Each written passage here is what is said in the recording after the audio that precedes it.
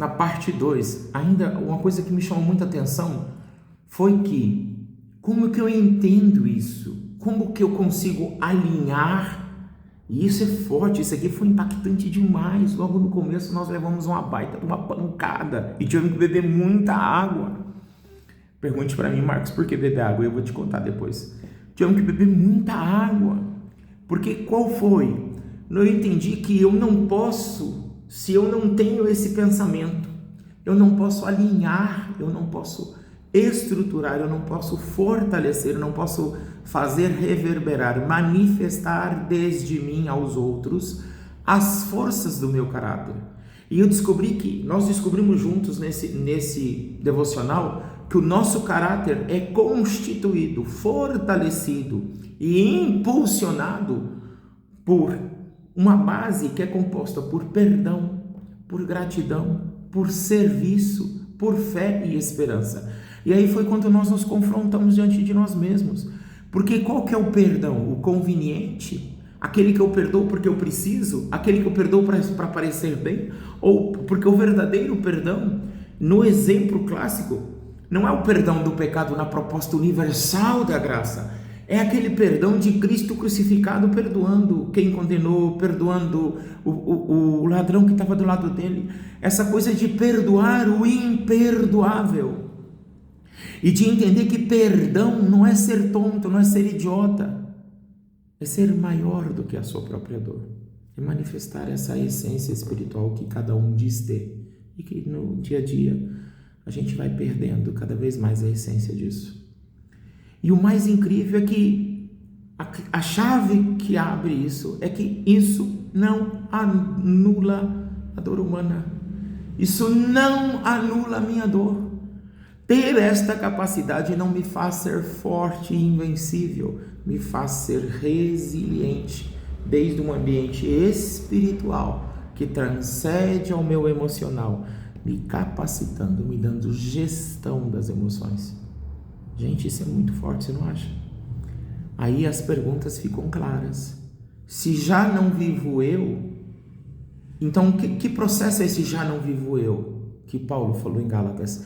É um processo de desconstrução, onde eu preciso desconstruir este eu que eu edifiquei, que muitas das vezes é resultado do meu estado de desespero, da minha ansiedade, da minha aflição, da minha depressão, da minha melancolia, da minha insegurança, da minha busca por aprovação por tudo e por todos.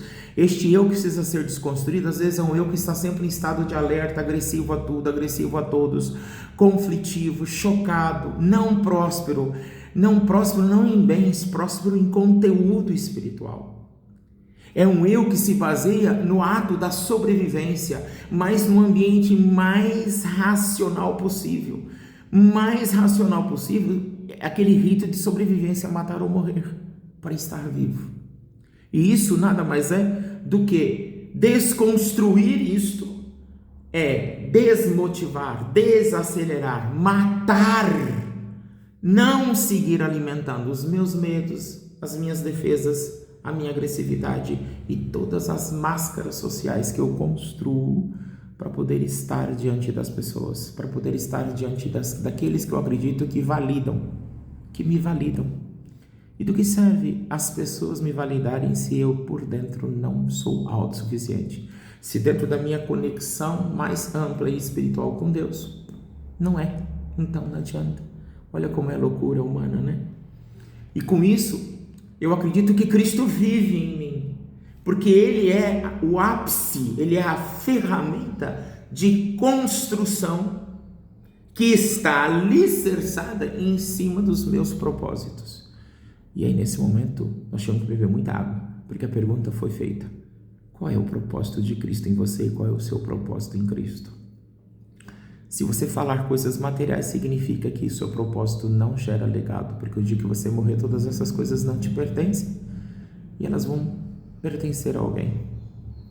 Mas se você pensou em coisas plenas, que podem continuar mesmo depois que você exista, aí sim existe um legado, e aí sim existe um propósito.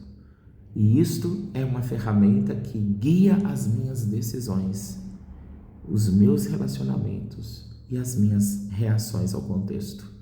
Aí surge frases de efeito impactante, que é: quem é o eu que ainda vive em mim? Eu preciso saber se esse eu é uma autoimagem distorcida, ferida e ansiosa, ou se é uma autoimagem potencializadora, vitoriosa, grandiosa ao ponto de ser capaz de me levar a uma reconstrução, a uma desconstrução do meu ego e uma reconstrução do meu propósito baseado em Cristo viver em mim. É incrível, não é? E aí eu pergunto: quem é o Cristo que ainda eu não permiti viver em mim? Qual parte desse Cristo? E aí é uma pergunta dentro da outra. Eu conheço o Cristo? Que Cristo que eu conheço? Eu conheço o Cristo proposto para mim ou o Cristo que eu quero que seja meu?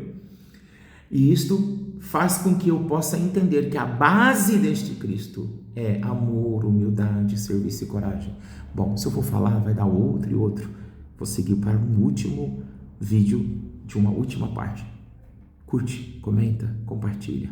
Essa é a parte 2.